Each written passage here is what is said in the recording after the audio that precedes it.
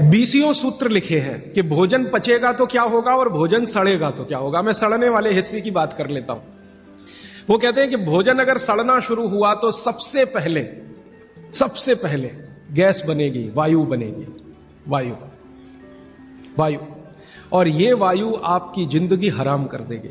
लेकिन आज के जो सूत्र हैं वो जिंदगी का फंक्शनल हिस्सा है।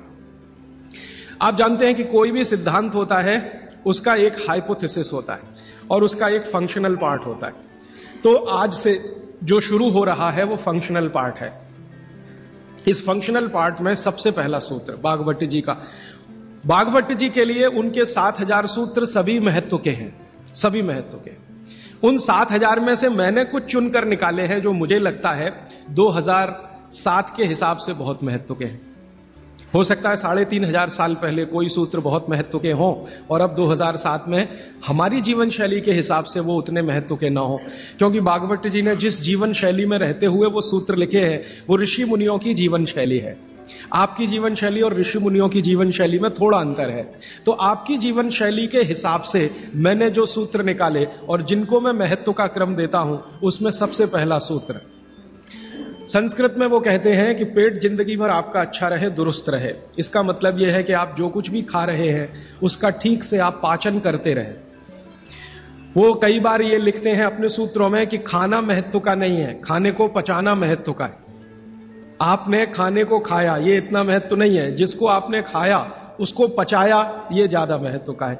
क्योंकि भोजन पचेगा तो रस बनेगा, उसी रस में से मांस, मज्जा, रक्त, मल, मूत्र, वीर्य, मेद ये सब बनेगा, अस्थियां बनेंगी और वही आपके शरीर के लिए आगे जीवन में काम आएंगे।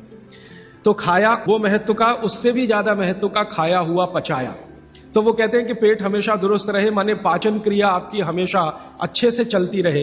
इसके लिए पहला सूत्र उन्होंने लिखा भोजनांते विषम वारी। ये पहला सूत्र मेरे हिसाब से, उनके हिसाब से नहीं, मेरे हिसाब से पहला सूत्र भोजनांते विषम वारी। इसका सीधा सा अर्थ है भोजन के अंत में पानी पीना विष पीने के बराबर है। सूत्र यह है भोजन अंते, भोजन अंते।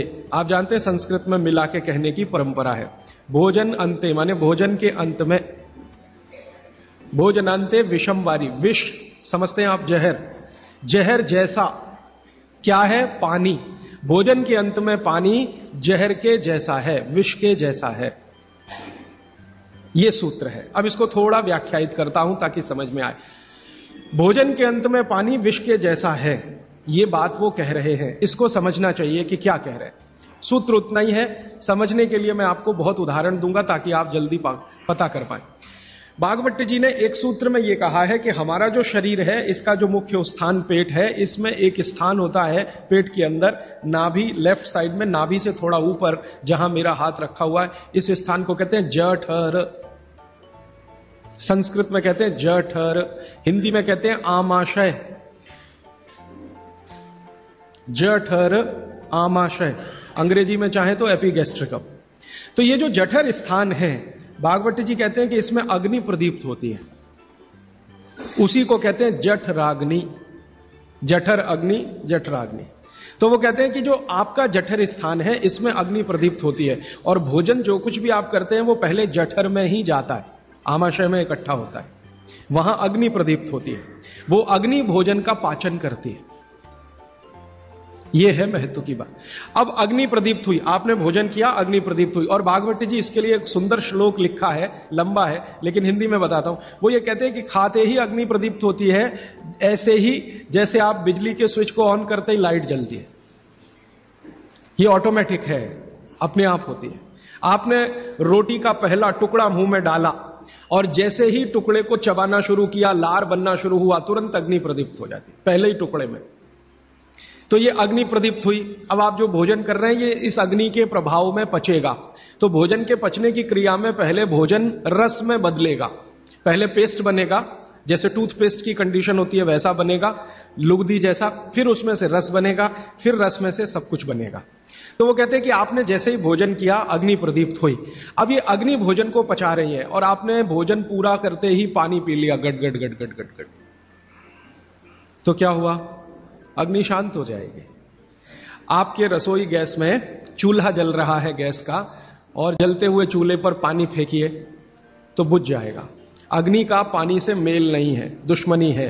तो आपके पेट में खाना खाते ही अग्नि जल रही है, अब आपने पीछे से गिलास 2 गिलास पानी पी लिया, कोई लोग तो लोटा भर के पी लेते हैं, कई लोग तो भोजन से ज्यादा पानी पी लेते हैं। तो ये जो पानी गया इसने अग्नि को शांत कर दिया। अब अग्नि शांत हो गई तो फिर भागवत जी कहते हैं भोजन पचेगा नहीं, वो सड़ेगा। अब उन्होंने 20 सूत्र लिखे हैं कि भोजन पचेगा तो क्या होगा और भोजन सड़ेगा तो क्या होगा। मैं सड़ने वाले हिस्से की बात कर लेता हूं। वो कहते हैं कि भोजन अगर सड़ना शुरू हुआ तो सबसे पहले गैस बनेगी, वायु बनेगी, वायु। और ये वायु आपकी जिंदगी हराम कर देगी। और ये वायु की तीव्रता जब बढ़ेगी तो गले में जलन होगी, छाती में जलन होगी, पेट में जलन होगी। फिर और ज्यादा तीव्र अगर ये हो गई वायु तो ये शरीर में जाएगी, घूमेगी, क्योंकि वायु को पकड़ना मुश्किल है, जहां स्थान मिलता है वहीं जाती है। तो ये वायु पूरे शरीर में घूमेगी तो सिर घूमेगा, आपको चक्कर आएंगे, सिर में दर्द होगा, पीठ में भी दर्द हो सकता है, हृदय स्थान पे भयंकर दर्द हो सकता है। कई बार तो इतना दर्द होता है कि आपको लगेगा कि हार्ट अटैक आ गया, लेकिन वो वायु का दर्द है, हार्ट अटैक नहीं। और ये जो वायु बनी भोजन के सड़ने से, इसी वायु में से भागवत जी ने सूची बनाई है कि 103 रोग पैदा होंगे। 103। सबसे पहला रोग है उसमें एसिडिटी, हाइपर एसिडिटी। ज्यादा दिन अगर आपने ये चक्कर चलाया पानी पीने का तो अल्सर, पेप्टिक अल्सर, और ज्यादा दिन चक्कर चलाया तो बवासीर, मूढ़व्याध, भगंदर, ये सब रोगों की सूची है। और अंत का एक रोग है कैंसर, कर्क रोग। 103वें नंबर पर उन्होंने लिखा है कर्क रोग। माने एसिडिटी से शुरू होकर आप कैंसर तक की यात्रा कर सकते हैं। तो वो ये कह रहे हैं कि जिस काम से वायु पैदा हो और वो वायु आपके सड़े हुए भोजन में से निकले, और बाद में भागवत जी कहते हैं, वो भी बता देता हूं, वो दूर का सूत्र है लेकिन यहीं पे ले आता हूं उसको, कि आपका जो भोजन सड़ेगा, इसको ध्यान से सुनिएगा, तभी भोजन में से, भागवत जी के शब्द दूसरे हैं, मैं आज के शब्द इस्तेमाल कर रहा हूं, तभी कोलेस्ट्रॉल बनेगा। सड़े हुए भोजन का ही बाई प्रोडक्ट है कोलेस्ट्रॉल। अगर भोजन का पाचन हुआ तो कोलेस्ट्रॉल शून्य रहता है, वो कोलेस्ट्रॉल जो आपको हानि पहुंचाता है। आप जानते हैं शरीर में 2 तरह का कोलेस्ट्रॉल है, एक गुड और एक बैड। अच्छा कोलेस्ट्रॉल माने HDL, हाई डेंसिटी लिपोप्रोटीन। खराब कोलेस्ट्रॉल माने LDL और उसका छोटा भाई VLDL, very low density lipoprotein. तो भागवत जी कहते हैं कि ये जो खराब कोलेस्ट्रॉल है वो रक्त में तभी आता है जब भोजन पेट में सड़ता है। इसका माने जिनको कोलेस्ट्रॉल बढ़ रहा है या बढ़ा हुआ है वो ध्यान दें, उनको भोजन पच नहीं रहा, उनका भोजन सड़ रहा है। तो कोलेस्ट्रॉल बढ़ेगा तो हार्ट अटैक भी आएगा, कोलेस्ट्रॉल बढ़ेगा तो घुटने भी जड़ हो जाएंगे, सारी संधियां आपकी एकदम कड़क हो जाएंगी, आपको चलना फिरना मुश्किल हो जाएगा, 10 कदम चलना मुश्किल हो जाएगा। तो वो ये कहते हैं कि जब 103 बीमारियां एक छोटी गलती से आती हों तो वो गलती कभी करना नहीं, माने भोजन के बाद कभी पानी पीना नहीं। और 1-2 चीजें हैं इसी क्रम में कि किसके साथ क्या खाएं, किसके साथ क्या नहीं खाएं। घर में कभी भी आप कोई ऐसी चीज बनाएं जो तासीर में गर्म है, उसके साथ ठंडी चीज कोई ना हो। जैसे आजकल मैंने देखा है, हम गरम गरम खाना खा के आइसक्रीम जरूर खाते हैं, अपना सत्यानाश करते हैं। और ये सत्यानाश कैसे होता है? कोई आपको शादी में बुलाता है इनविटेशन देके कि आइए और हमारे यहाँ गरम डिनर खा के आइसक्रीम खा के मर के जाइए, और एक नहीं खाइए, डबल खाइए।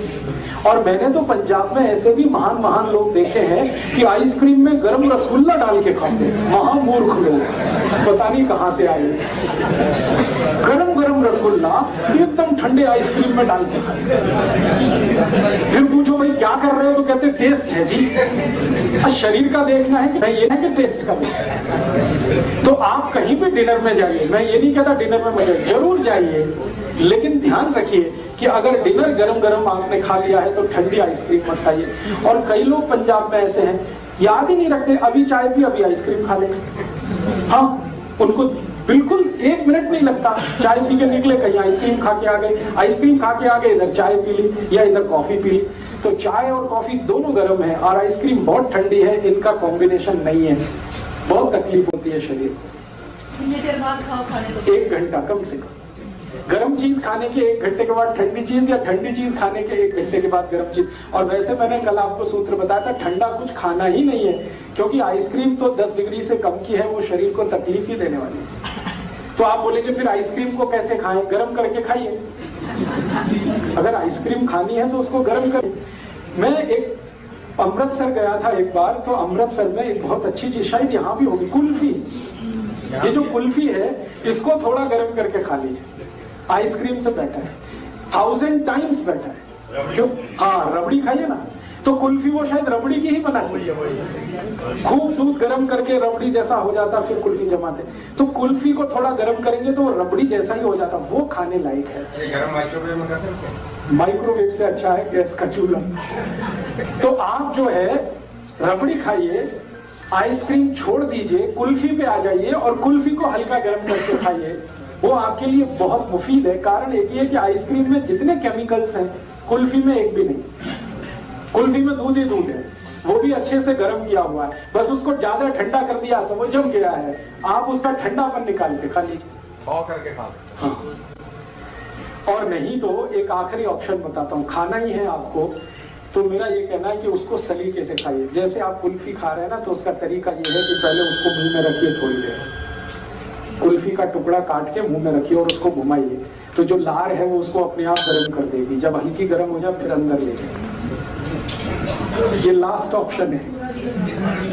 जब खानी ही है तो मेरी बात तो मानिए, उसको गर्म करके खाइए। खानी ही है तो थोड़ी देर मुंह में रखिए, उसको घुमाइए, थोड़ी लार से वो गर्म हो जाएगी, फिर आप